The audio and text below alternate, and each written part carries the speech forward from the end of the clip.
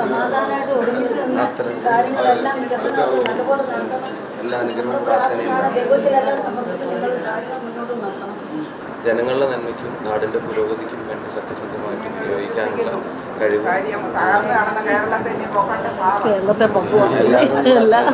ഞങ്ങൾക്ക് സ്ത്രീകൾക്കും എല്ലാ കുട്ടികൾക്കും എല്ലാവർക്കും സമത്വമായിട്ട് ഞങ്ങളുടെ പ്രാർത്ഥന ഒത്തിരി ഉണ്ട്. ഞങ്ങളുടെ സാറിനും ഉണ്ടായിരുന്നു. എല്ലാ കാര്യങ്ങളും മുന്നോട്ട് ഇവിടെ ഉമ്മൻചാണ്ടി സാർ നിന്ന പോലെ ഞങ്ങളെ സ്നേഹിക്കണം. ഞങ്ങളത്